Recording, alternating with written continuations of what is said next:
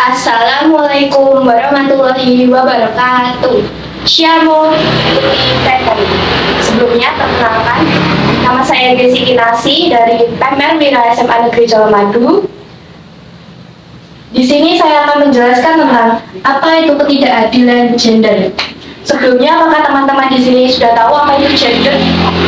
Gender adalah perbedaan antara laki-laki dan perempuan apabila dilihat dari nilai dan tingkah lakunya.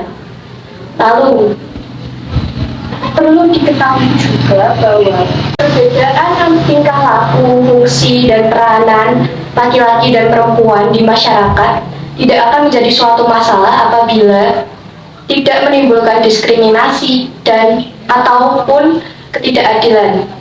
Lalu, apa aja sih faktor penyebab dari ketidakadilan gender ini? Nah, di sini saya memiliki buku. Lalu, apa faktor yang pertama?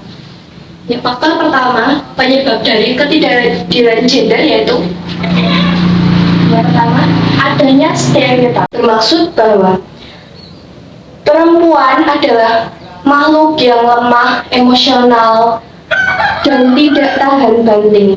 Lalu yang kedua, faktor yang kedua yaitu kemiskinan ekonomi.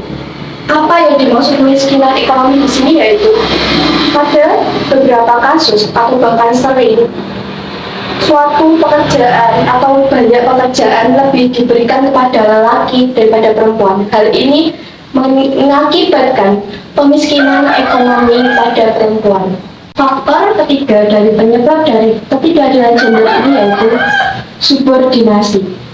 Subordinasi salah satu jenis kelamin dengan selalu menamaduakan perempuan ataupun laki-laki dalam berbagai aspek. Lalu, apa saja sih dari bentuk-bentuk ketidakadilan gender ini?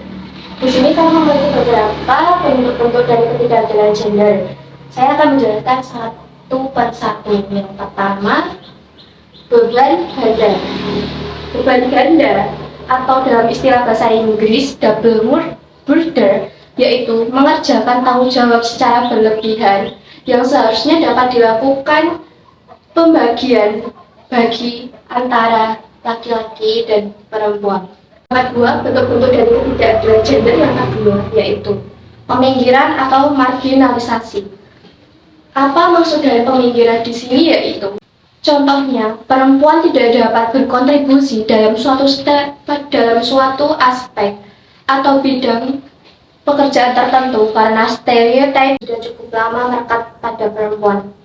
Contohnya, seorang suami yang melarang istri untuk mencari nafkah dan mengakibatkan istri tidak dapat memenuhi kebutuhan rumah tangga. Lalu yang ketiga yaitu kekerasan atau dalam bahasa Inggris violence, yaitu terjadi karena perempuan atau laki-laki dianggap lemah dan ditundukkan. Contohnya, kekerasan secara fisik yaitu dipukul, ditampar, lalu kekerasan secara seksual, lalu ada kekerasan secara psikologis atau bisa seperti ancaman, ucapan-ucapan kotor, ucapan menyakitkan, dan hinaan.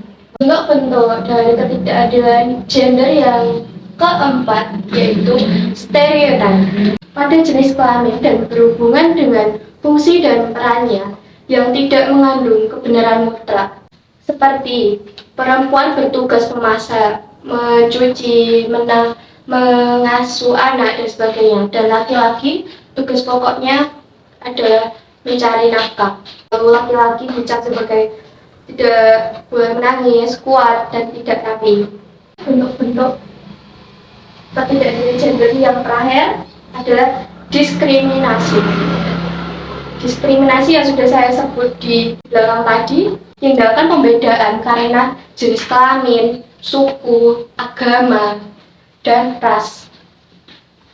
Seperti contohnya, perempuan tidak harus berpendidikan tinggi, sedangkan laki-laki harus berpendidikan. Selanjutnya, atau yang terakhir, dan ini yang paling penting di sini, yaitu bagaimana sih cara melawan ketidakadilan gender atau menghindari ketidakadilan gender ini.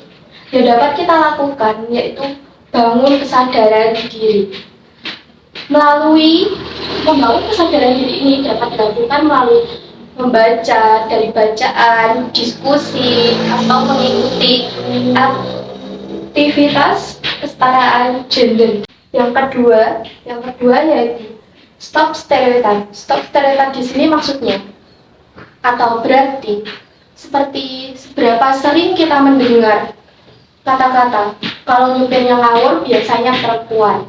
Lalu ada pula maklum perempuan mah gaptek. Jangan-jangan kita sendiri yang mengucapkan itu. Perubahan dimulai dari diri sendiri. Jangan mau dianggap sebagai wanita gaptek atau sembarangan saat mengemudi. Intinya, tahan mulut untuk mengatakan kalimat stereotip. Lalu yang ketiga, menandai adanya bias gender.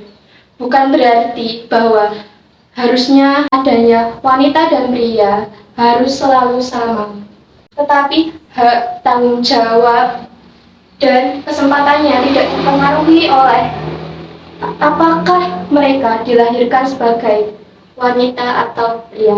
Sampai di sini penjelasan saya. Ada yang salah kata dan terima kasih sudah menonton video ini. Saya ucapkan banyak-banyak terima kasih. Wassalamualaikum warahmatullahi wabarakatuh. Siamo tutti fratelli.